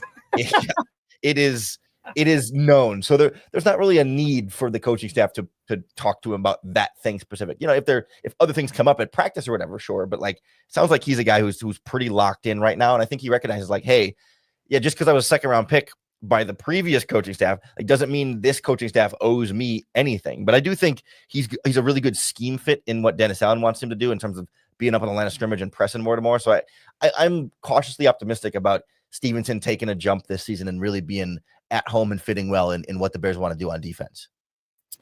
I think he's going to have a great season. And I think part of it is the maturation process. But let's not forget, they drafted Zoff Frazier. All right, that kid's about 6'3", perfect prototype for a Dennis Allen cornerback. And I think he's feeling the heat. Oh shit, they drafted my replacement. Not to mention Terrell Smith, the guy he's still fighting for, who he's been able to fend off, holding that starting job. But you got him, and then you draft Zoff Frazier, who's 6'3", who can run like a deer. Okay, I think there's a lot of pressure on him, and I think he feels it. I think he's really locked in, and I think he's going to have a phenomenal season. And I look forward to that. So hopefully he has matured. We all do dumb shit when we're younger.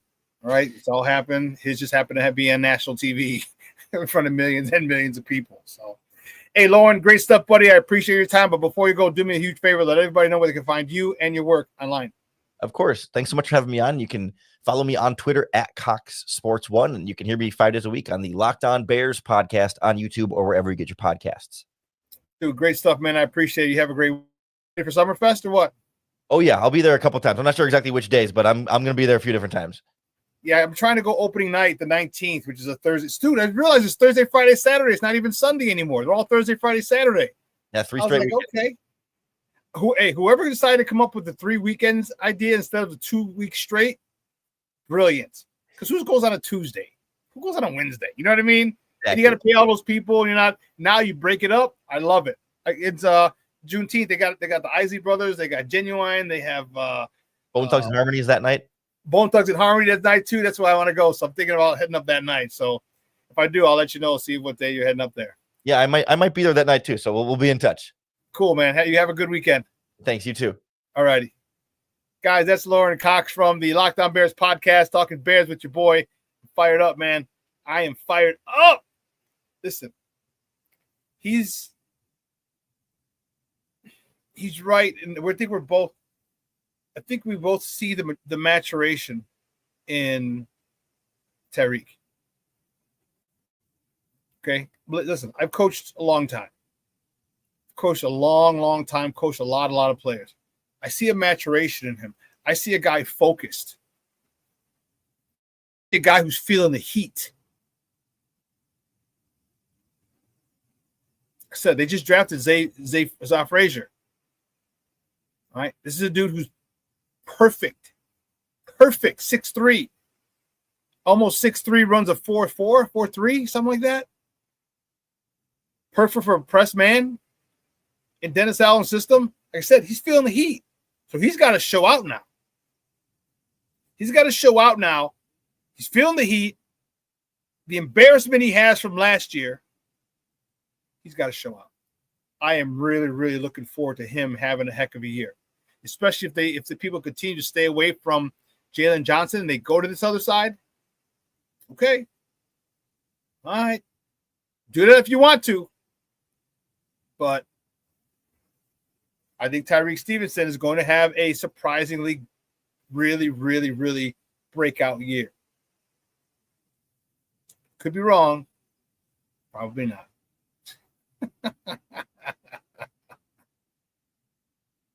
Probably not. Man. But the one thing that I'm happy about, I love Caleb, is the way, I love how they're coaching him, they're handling him, they're treating him, and he's responding. It's okay to be hard on young players. It's okay. Okay? Because winners will win. You know the old adage, cream rises to the top. Yeah, winners will win. He'll figure it out. And the sooner he figures it out, the better this offense is going to be. The sooner he gets comfortable with this offense, anything, it's life. All right? How many of us were driving before 16? I was. We had to figure shit out. All right? We had to figure stuff out. That's what we did in our generation. Cue up, get off my lawn segment. We had to figure shit out. And this is what so many players, why they struggle. You're damn right. Get off my lawn, Shawn. They struggle because we hand them everything. We tell them everything. We're in the headsets. Oh, it's too high. Be careful. So try to look at this. Look at the corner route between the corner and the safety. And all of a sudden they drop back to a 3 high. To 3 deep. Now like, oh shit. And now he's screwed. Let them make their own decisions. Let them figure it out. And that's what Ben Johnson's doing to Caleb. And you know what? Caleb is going to be better, much better for this. And when Caleb's much better for this, guess what? The Bears are much better for this. For it.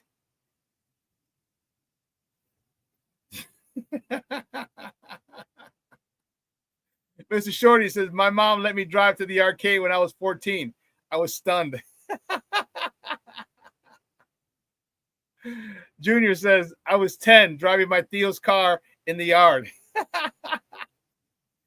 I was, oh, really? Junior, I had a Mexican driver's license at 12. That's dope. My mom would let me take the car when I was 15, once every couple months. For the most part, she's like, no, you're not gonna get. Don't expect to be out every weekend with this bad boy, because she had a Cutlass 98, and that was one of them old school long cars, metal car. That shit wasn't fiberglass back then. That shit was a metal car, heavy car. So she felt safe with me, and she goes, all right, you should be all right. All right, this is pretty much a mini tank. We're good. But every so often, and she'd be like, make sure you don't drink. I'm like, yeah, I didn't really drink much in high school. Not till my senior year. I had a couple of wine coolers. I was a wine cooler, dude. Wine cooler. You're not going to believe this. You're not going to believe this. Mad Dog 2020.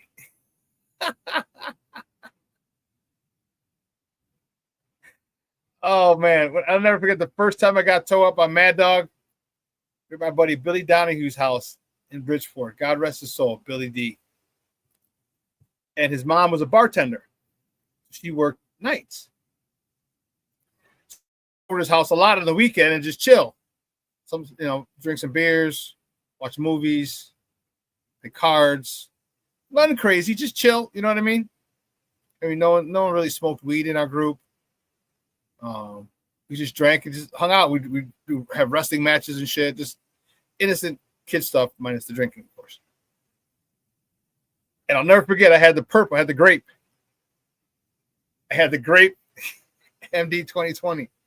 And I was playing cards with somebody, and I was just taking it in shots because if you had Mad Dog MD 2020, whoo. So I just take it in shots. Phew. After like the 6th shot or 7th, I wasn't taking them back to back. It take one, another 15, 20 minutes, half hour, take another one. Again, we're at my buddy's house. His mom gets off at 2 o'clock, 3 o'clock in the morning. So we're there at 10 o'clock, 11 o'clock. We're good. After like 6 or 8 shots, I went to get up from the table. I said, right back down the table. I was like, oh no. It got me hooked on Mad Dog 2020. Yes, Cornelius. Yes. He goes, Shawn, Mad Dog in high school? Yes. Yes. That was nothing nice.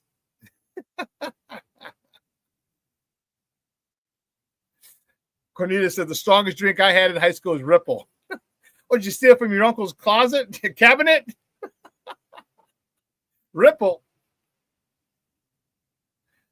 Little did you know that Ripple would be no, like that. I was gonna say, cryptocurrency. It is Ripple. How about Purple Passion? Well, they would come out with Mad Dog. They had that one. They had the berry, like the red. They had the green, the lime one. They came out with a bunch of different flavors after that. I tried to drink it a little in college, but I got into, what did we get into in college?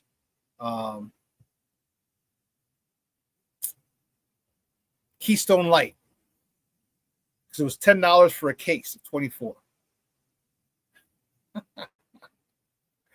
Yeah. Junior says, worst drunk and hangover was from Wild Irish Rose. That's crazy. My worst was from Goldschlager. I will never, ever drink Goldschlager again. And that was from my, what birthday was it?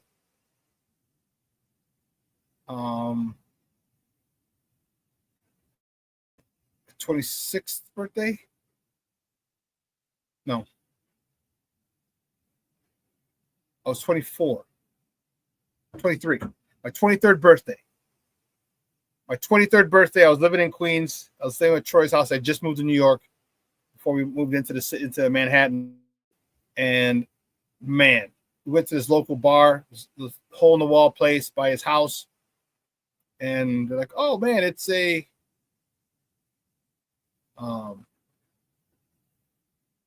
birthday. And my roommate Troy, he was like, oh, this is my guy's birthday, blah, blah, blah, blah. And the lady's like, oh, okay, how old are you? I'm like, oh, 23. She's like, oh my God. She's like, okay, great. She lined up 23 shots of Goldschlager in front of me. 23. I got to like 10 to 12. I was like, bleh. Oh, you gotta go. You gotta go. Sound like the end of a wrestling show. We gotta go. We'll see you next time. Oh my goodness. Oh my goodness. That's crazy. That's crazy. Well, let's get back to the Bears. There's a lot. I'm anxious to see Colston Loveland.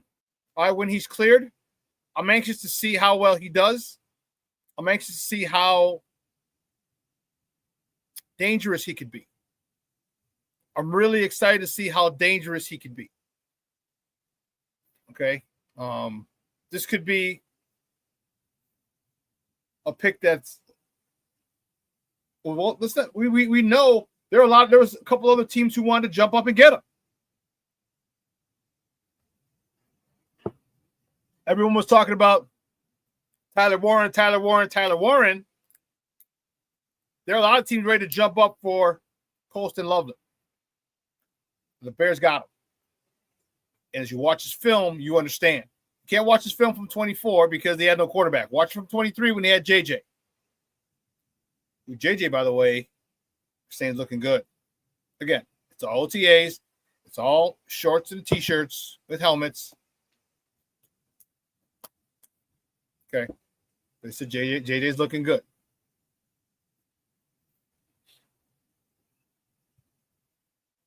But I'm excited. Shorty said, did Komet look a little butthurt in his presser at anyone, or is it just me? Yeah. Oh, snap. Jay Grizz checking in. What's up, Baba? He said, bear down. Happy Friday, Superback and Sports Zone family. What's up, Baba? Jay Grizz coming up from Philly. The roots in them and EVE in Philly. Yeah, Shorty. I think it seems like he was a little butthurt. You're right. You know, I think he just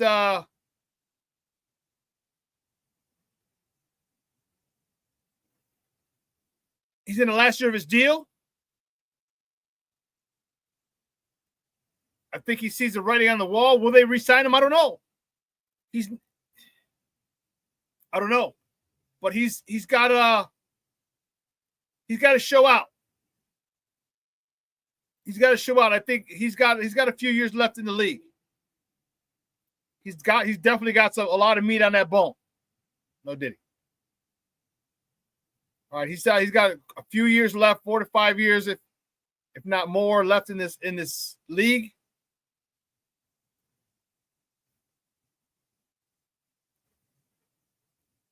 No, sure. I thought it was 2 years ago.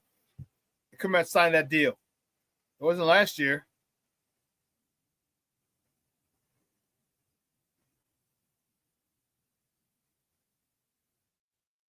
Let's see.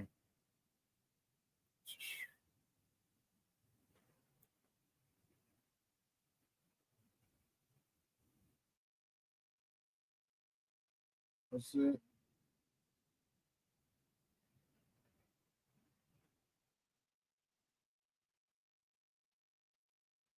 Okay, yeah, maybe you're right.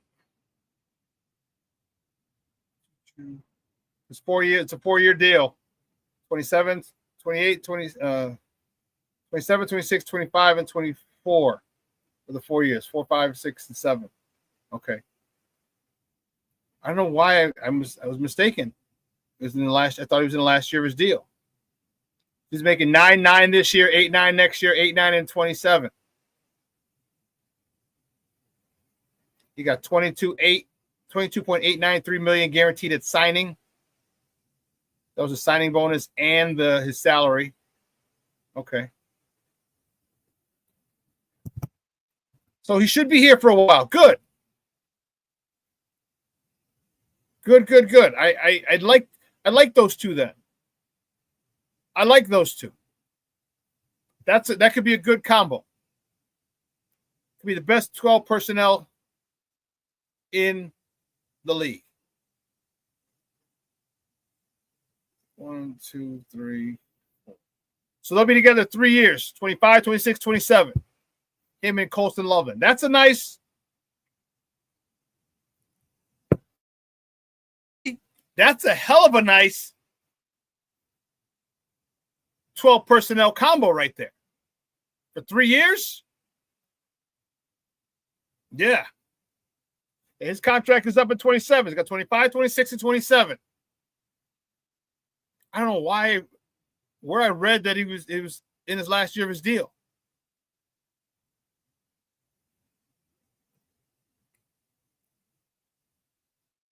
But my biggest thing, this, and I like the way Ben Johnson is conducting camp, the energy with which he has, getting on top, staying on top of the players. No Diddy, all right. Just forcing them to adhere to the standard that he set. Now we got to see how he can coach in a game. That's the final step. All right, he's brought in energy. He's seemingly changed the culture, which I love.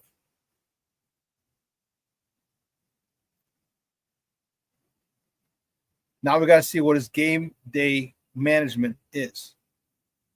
Okay, and that's why he was extremely intelligent for signing Dennis Allen. Real smart. You signed Dennis Allen. Now you got a guy who's a two-time head coach, and you have a sounding board. You have a guy who's been in every situation you're going to be in. Every situation.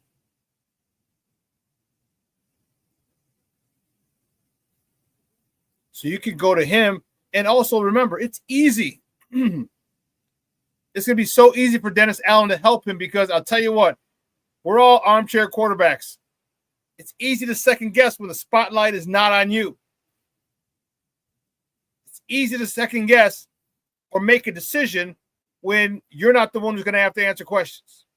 It's so easy for us to make those decisions when we're not the decision maker. We say, oh man, do this. It's time to do this. It's time to do that. How many of us in our job say, all we need to do is this? It works, but the people making decisions, it's a little difficult for them. But now you got a guy who's been there, done that, 2 separate occasions as a head coach, who can say, hey, here's where you need to take a timeout. Here's where you need to challenge. Here's where you need to go forward on fourth. All these different things. Or not to say, here's like, hey, I suggest my suggestion, do this. My suggestion, do that.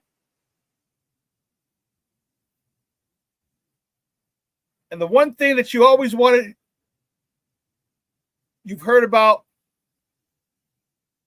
in life and in business, always hire people smarter than you. And I don't know if Dennis Allen is smarter than him. He's just got more experience than Ben Johnson.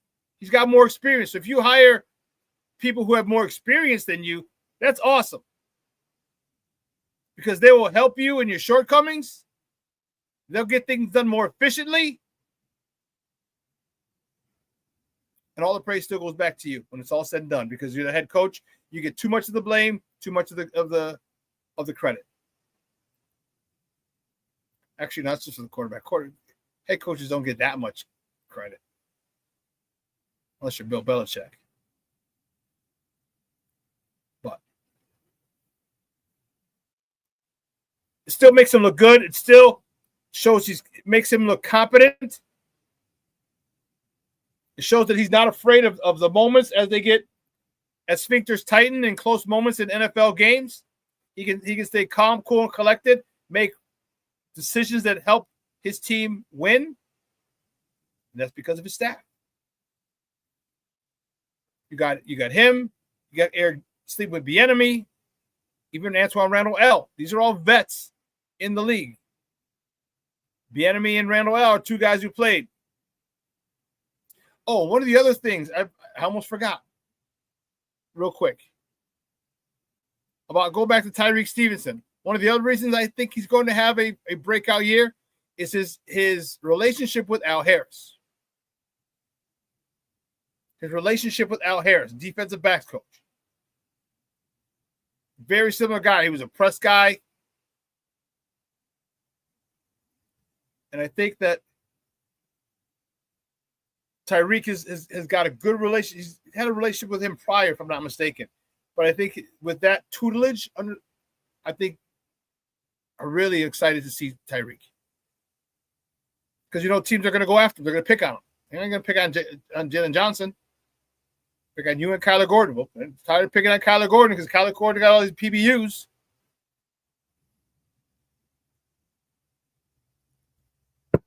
So now, Tyreek, here's your shot. Here's a chance to get double-digit picks. So they're coming at you. And Oh yes, Bashan, that's the one thing I did forget. The one THSN is finally on Comcast. Yeah.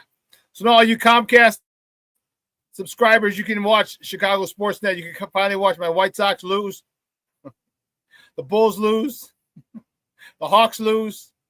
You can finally watch them on there. You're good.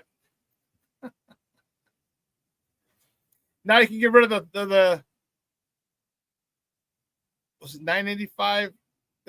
It's $10 a month for one team, or it's $9.99 for one team, $19.99 for all three teams. So now you can get rid of that. I know you don't want to watch it on your phone. So now if you have Comcast, you can watch it on their plan.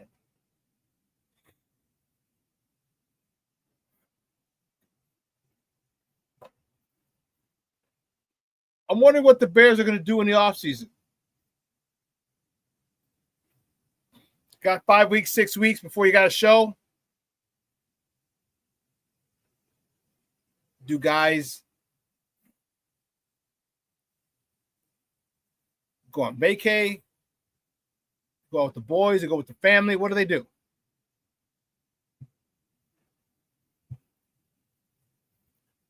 I know if I was in that situation, I would probably go on vacation, vacay with the fam, because they're not going to see me a lot during the regular season. All right. Be up at the facility early in the morning, lifting, film, practice, more film. And they feed us. Sorry, they feed these guys at the facility so they can hit breakfast, lunch, and dinner there. I think I'd go on vacation with the fam for a little bit. Obviously, still work out wherever I'm going. I got to make sure that they got a gym, or I can go to a local gym somewhere. You know.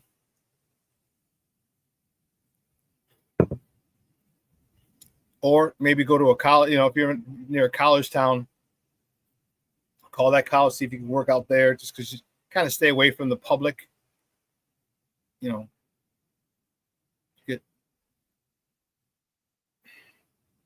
Probably wouldn't want to work out at like a Gold's or a LA Fitness, you know what I mean? Probably want to, depending on where you go. If you go to Miami, go to the U, call them, go to whatever other schools in Miami-Dade, or you know what I mean? So definitely get a workout in, but you gotta relax. Gotta relax, because these next 6 months are going to be crazy. Crazy.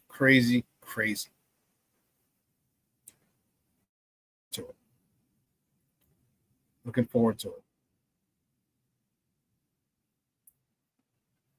Man, real quick, I was really bummed about the Sky game. Really bummed about it. I really would have liked to see Caitlin Clark here at the United Center. I would have loved to have seen the United Center packed for a women's basketball game. That would have been freaking dope. It can still happen the next time they play. I don't remember when that is. But that would be dope. Is all get out.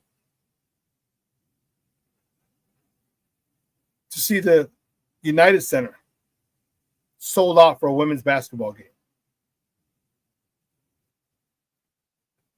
When is it again? We play them. Fever. I guess wrong month. July 27th. There you go. So she should be back July 27th.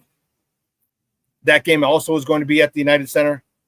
And believe me, those tickets will be back up, especially if she continues to do what she's doing. Wow. That's going to be crazy. There'll be a lot of people who didn't go to this game Saturday and are going to want to go to the July 27th one. That's a Sunday. My brother's a Friday. That's 25th, 6th. So yeah, that's a Sunday afternoon matinee game. So it's kind of a bummer. But like I said, hey, this guy got their money. They sold out. I don't know if they sold out, but they sold a good portion of the capacity at the United Center. Just going to be bummed that Caitlin can't be there. So, anyway. Hey, listen, guys, 2 hours is come and gone. I want to thank my guest Lauren Cox from the Locked On Bears podcast. Coming out talking Bears football with your guy. I appreciate it. Man, guys, there's so much going on this weekend. I hope you have a phenomenal weekend. All right, the Blues Fest is this weekend. All right, I may try and hit up there Sunday. As long as it doesn't rain. Blues Fest.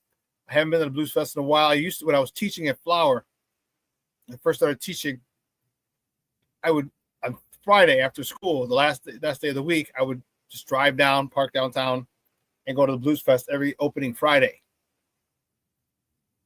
And I miss it. There's nothing like the Blues. Nothing.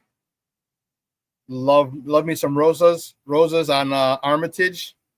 Whew, 3800 West on Armitage. It's a little hole in the wall about as big as my bedroom. Play some great blues. So if you're into that type of thing, it's free. Just go downtown, Grant Park, get some blues in. But listen, here's what I need you to do. You know what I tell you? Let your loved ones know you love them because tomorrow's promised to no one. All right, this beautiful weekend. Make sure you make some plans with your people. Lunch, brunch, breakfast, just drinks, dinner. All right, patios, rooftops are open. Get out, enjoy this beautiful city, and do so with your family, with your friends, with your loved ones. All right? So, Sox game, Mexican Heritage tonight. Nice. And I don't have much else for the weekend. Yeah. So anyway, folks, I appreciate the love and the support. You guys are awesome. I really do, from the bottom of my heart, appreciate the support, man. It's dope. All right. The Second City Sports coming up today at 12:15. All right. And I'm fired up. I can't even tell you how fired up I am for the Sox game. How fired up I am for reporting the Sox win last night to split the series with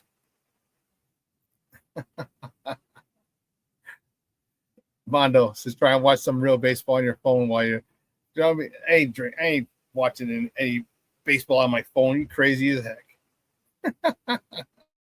Shorty, Chicago here. You're coming in tomorrow. Okay, Shorty. Okay. How long are you going to be here? You know how long you're going to be here. Maybe we can meet up and have a drink or grab a bite, one or the other. It doesn't really matter. But again, I got to get out of here. Got to go pick up the warden.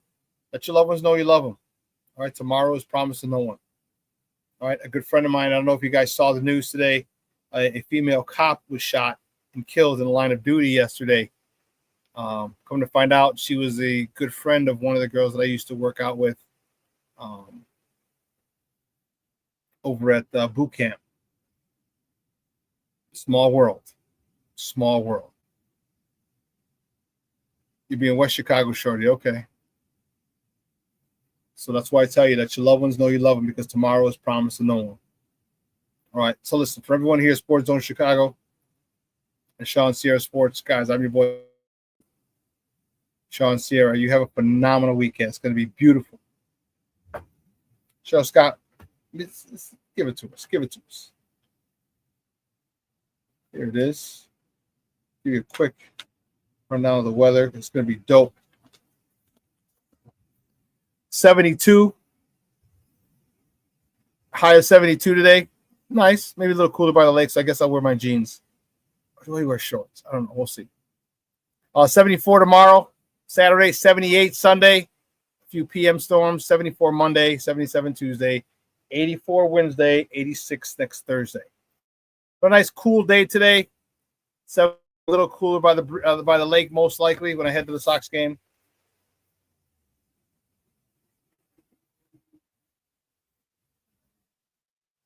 Brandon Schultz said, good morning. How are you? He said, Brandon, he said, do you want a surprise for you so you won't get killed too? I don't know what that means, Brandon. Yeah, Shorty. Yeah, that's fine. One day we can meet up for dinner. That's perfect. I'm down. I'm down. How long are you going to be in town is the question. How long are you going to be in Chicago? We'll make it happen. I believe we have each other's number, don't we?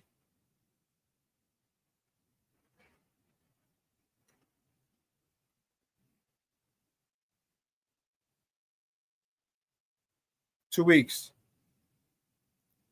Or reach out to me on Facebook, or reach out to me. I'll get you my number. Or you have my emails. You have my email, don't you? If you have my email, my number's at the bottom. Just shoot me a quick text. Apparently, I don't know if I didn't see you on my phone. All right. But anyway, folks, I got to get out of here. Let me go pick up the warden. I got to get ready for the Sox game. I'm fired up. All right. Fired the freak up. So for everyone here at Sports Zone Chicago, guys, have a phenomenal weekend. It's going to be beautiful. Make the most of it. Hey, listen, whenever you wake up, first thing you need to do, first thing is say thank you. Say thank you. All right, to whatever power you believe in, God, Allah, Yahweh, Buddha, whoever you believe in. All right. Make sure that you say thank you. That you're on the wake-up list. Because a lot of people every day who aren't on that list. And they had a lot of shit they had planned on doing. And that's all for naught. So be grateful. Wake up with an attitude of gratitude that I'm grateful that I get to do this. All right, I get to hang out with you guys, talk sports, talk shit with you guys. It's awesome. And believe me, I'm very, very grateful for that opportunity. All right. Oh, I see you just sent me something, Danny. Okay, cool. Awesome. So from everyone here at Sports Zone Chicago, guys, I'm your boy, the Superback, Shawn Sierra. Your boy is out.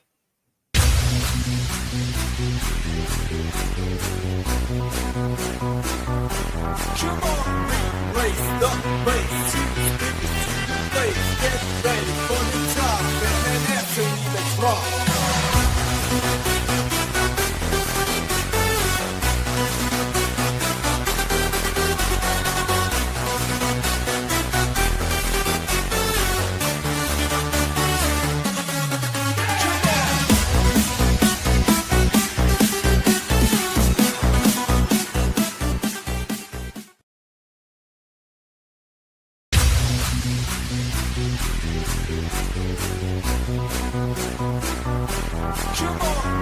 Race the race.